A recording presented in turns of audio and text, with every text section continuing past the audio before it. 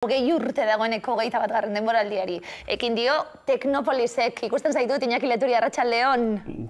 Kaixo Elazki. Aprobetxatuko dut, Anarekin zaudelak oso gustora hartzen dugu tarte hau osagon, baina, ez dauek ikusteko aukere bai, hogei urte dagoeneko Iñaki galdetu behar dizut, Teknopoliseko gidari lanetan azken urtietan, baina kazetari zenarekin zer jaso duzu Teknopolis egiten zauden momentutik? Horantxe ari nintzen gauzat egiten eta da apunteak hartzen, ez? Teknopoliseko monografiko bat egiteko gaia ematen duelako orain. Hor, denbora gora, denbora berani, ordulariari begira, zain nengoen, eta oso gai, Ana, kaixo, gaur Eluiar Power, esango dugu ez da. Naita jarri zaituztet, naita jarri zaituztet batera, bai. Bikote ona egiten dugula, esango dugu. Bai, ondo moldatzen gea. Kazetari batek ongi egin behar duena da, ez dut esango kopiatu, inspiratu esango dugu ez da, gaiak handik eta hemendik eta esaten ari nintzen bezala, Garbinek esan duen erritmo zirkadien, edo, gero Eluiar ezegian begiratuko dut, nola esaten den zehazki, monografiko bat egiteko modukoa da. Teknopolis hogei urte gaiz betetzeko, toki askotatik hartu behar dira gaiak eta hortan saiatzen gara edozein momentutan. Hemen zuekin hitz egiten edo zain nengoen bitartean ere bai. Lantaldea elkarlanien irudiak ikusten ari gara, Iñaki berbetan ari garen bitartean, lantalde berriarekin zatozte, 21. denboraldiari ekiteko zer ronka berri dago, esan duguna, beti delako albiste kulturalak, baina azkenien hau telebista da, eta era ulergarri baten egin behar da, eta era divertigarri baten egin behar da, Euskal Telebistako lehenengo eta bigarren katien ez dauki ikusteko aukera daukagu, hori berronka bat izango delako nola helerazi hau guztia telebista bidez? Bai, ez da, divulgazioa hitza aipatu duzuzuk, ez da, eta divulgazioa modu askotara egin daiteke, jendeak ulertzen ez duen modu batean, jendeak ulertzen duen moduan, edo jendea unkitu edo liluratzen duen modu batean, ez da, eta nik uste dut hori dela egin behar duguna, zientzia eta teknologiako gaien inguruan, ez da, jendeak sentitu dezala, askotan esaten dut ez, wow efektu ez da, gai bat edo erreportaje bat ikusten duenean, gozatu dezala, nabaritu dezala zerbait ikasten ari dela, eta gero wow esan dezala, zerbait berria ikusten eta ikasten duenean, ez da, eta ikusten duzu, zer gauza bitxiak egiten ditugun, kailuak, GPS gailu ez hornitzen ditugu, asteburu honetan, ikusteko aukera izan duzuen lehen Teknopolis, 21. denboraldia, 20. urte urrena, izango den denboraldi honet estreinua izan den atala eta bardean izan ginen, adibidez, denetarik egin behar izan dugu, eta beti ere saiatzen gara, astero jendeak gozatu dezala, eta inguruan jasotzen dugun feedbacka da, momentuz, bide honetik goatzela, ezakit beste 20 urte betetzeko ondo, baina, harin zamitzatzen, beste 20 urte, jubilazioak gertu. Beste 20 urte bai, irauten duz, Iñaki. Jubilazioa adina aldatzen ez balima dute behintzat. Beste 20 urte bai. Historia asko esan dizkidazu, galdera pertsonal bat, ze historiarekin gozatu duzu zeuk esate baterako, eta esan dakue feedback ona jasotzen ari gara, norentzat Teknopolis, nok esaten dizute ikusten dutela saioa, norentzat zer daukazu buruan saioa prestatzerako momentuan?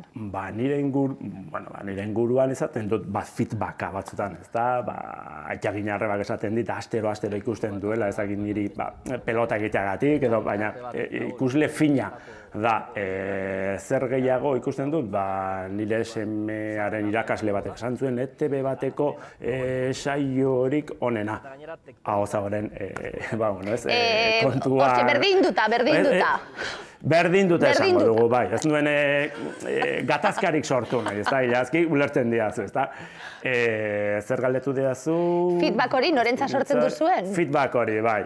Inguruan jasotzen dugu, eta feedbackik onena izaten da, kalean esaten dizutenean ondo alizarete, segi horrela, eta zer gairekin gozatu dudan, primizia emango dut, orain sari baterako hautagai gara, Madrilen Beringer sarietan finalistak gara, eta hor egin genuen erreportaje bat oso gogoan gelditu zitzaidan, eta zera zen, ez? Ane Urrutia, uste dut izena zuela berak, neska gazte bat, 10 urte inguru, eta hanka moztu zioten eta protesia jarri zioten. Eta zumba egiten zuen, dantza egiten zuen, igeri egiten zuen, denetarik egin zuen, nik ez nuen zumbarik dantzatu, baina ederki asko pasatu nuen aneren historia. Ze historio ederrak geure lanaren aitzakian zenba jende ezagutzen dugun. Zientzia eta alderdi humanoa batzen zituelako. Iñaki, programa oso saritua bebai. Programa saritua, 20 urtez bebai ikusgai daukaguna. Esan idizu dalako, telebista publiko moduan, Euskal Telebista gara eta telebista publiko moduan, baditugu behar batzuk bebai. Nik sinisten dut horretan, badakitzue bebai sinisten duzuela horretan. Horixe baietz, telebista publikoan izan behar du Teknopolis bezalako saio batek, ez da? Nik uste dut, kultura zientifikoa, jendeak bere iritzi kritikoa garatzeko tresna izan daiteken erreportaje bat, ez? Badirudi telebista oso gauza friboloa dela, ez da? Baina nik uste dut, balio dezakela, jendeak, esan dudan bezala, pentsatzen, hobeto pentsatzen eta modu kritiko batean pentsatzen has dadin, ez da? Eta nik uste dut telebista publikoak hori hein batean lortzen balin badu, asko lortzen ari garela, esango dut. Telebistako saio bati buruz berbetan gabil, Zeluiar zientzia elkartea beha ipatu dugu, unibertsitatea beha sartuta. Elkarlana dau, azkenien Teknopolisen atzien nola kudeatzen dau, nola lan egiten duzue, gaiak eta nondik datoz. Azkenien, gaurkotasunarekin lotuta dagoen programa bat alako beha bai? Bai, Teknopolis posible da, alde batetik Euskal Telebistak txoko bat uzten digulako. Baita ere posible da, besle mordoa dugulako atzean, eta Eusko Jaurlaritza, unibertsitateak, Mondragon Unibertsitatea, Euskal Herriko Unibertsitatea, Nafarroako Unibertsitate Publikoa, aurten EBE, energiaren erakundea, sustengu dotorea izaten dugu urtero, Teknopolis ez delako merkea egiten, ez da? Jendeak egunero jan behar du, eta Teknopolis bultzatzen, eta Teknopolisek duen filosofia hori zabaltzeko lanean, aipatu ditudan enpresa eta instituzio horiek daude, eta gero baita esan bezala Euskal Telebista, ez da? Eta horien guztien artean, lortzen dugu proiektu hau bezalako ideia polit bateko 20 urte iraun ditzala. Lantalde berria, Iñaki, jende gaztea bebai, dakien jendea gero zuzentzen lanetan Elhuiarreko arduradunak eta dauzelako, hemen hankasartzerik ezin delako egin, batez be, honelako programa baten. Gaztea niregatik esaten duzu, ez da? Gu erdibideko zubilanetan egongo, Iñaki, jende gaztea bebai, ze moduzko lantaldea daukazue, eta zer ikusi ahal izango dugu denboraldi honetan aurrera pentsiki bat? Labur, bi lagun berri, Xabi eta Leire izango ditugu, hor ikusten dituzue, gazteak, hor aurkezpenean esan nuen bezala, pixka bat batez besteko adina jaisteko egin dugu hori, ezta? Erdi txantxetan, eta aurten zer ikusiko dugu, labur, aste honetan bertan, akaroak eta akainak izango ditugu izpide, ez da? Oso gai interesgarriak, zuek zuen edo garbinerekin, edo zuenean lantzeko gai polita, ez da? Akainek eragiten dituzten gaitz eta kalteak, ez da? Zer gehiago, udapartean, Suedian izan gara, Europako espalazio zentroan, ez da? Neutroiak sortzen dituzte, materia barrutik, atomoa barrutik ikertzeko.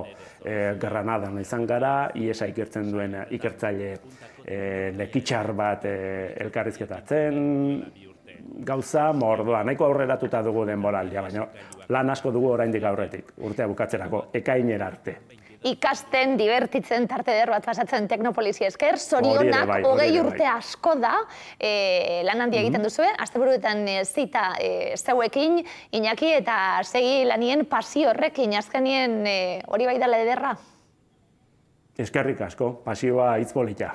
Eskerrik asko, Iñaki Leturia, Teknopolisi aurpegia jartzen, eta gurekin Miramongo estudioetan. Eskerrik asko, Iñaki. Aio.